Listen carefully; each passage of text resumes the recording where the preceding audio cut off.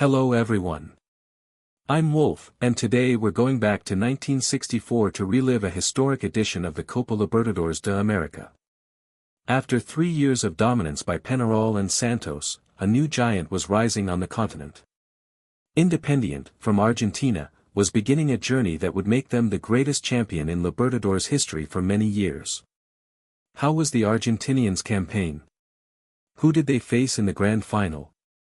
And how was the legend of the famous King of Cups born? Stay until the end and discover this great story. The 1964 Libertadores. The 5th edition of the Copa Libertadores brought together the national champions of South America. At that time, the rules were different from today. The champion of the previous edition, Santos, entered directly into the semi-finals, while the other teams had to play through the earlier rounds.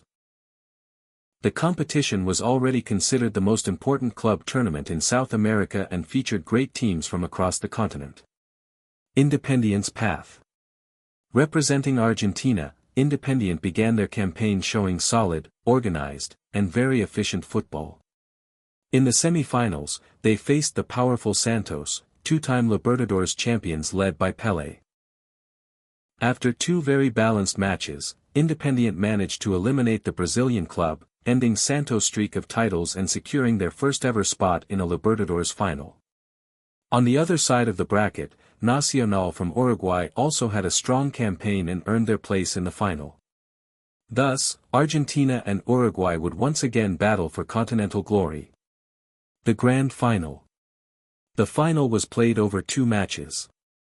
The first took place in Montevideo, at the Estadio Centenario.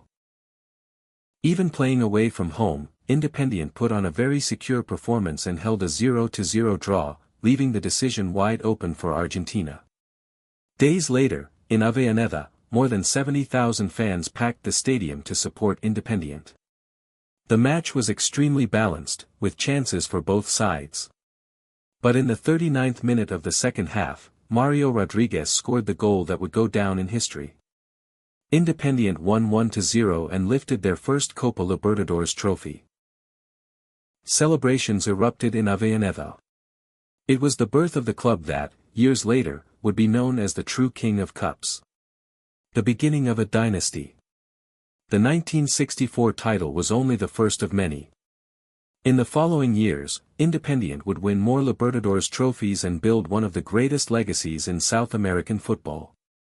Their international tradition began precisely with that victory over Nacional. Independiente won their first Libertadores in 1964.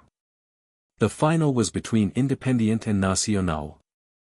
The first match ended 0-0. The second match ended with a 1-0 Argentine victory. The winning goal was scored by Mario Rodriguez.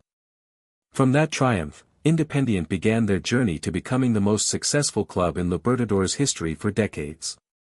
The 1964 Copa Libertadores marked the birth of one of the greatest powers in South American football.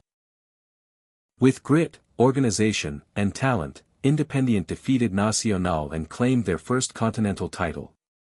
Little did the fans know that this was only the beginning of many triumphs that would turn the Argentine club into a true legend of the Libertadores. And for you, does Independiente deserve the title of greatest club in the competition's history? Leave your opinion in the comments. If you enjoyed this video, don't forget to like, subscribe to the channel, and activate the bell to follow more incredible stories of the Copa Libertadores and world football. I'm Wolf, and I'll see you in the next episode of Telling Stories. See you next time.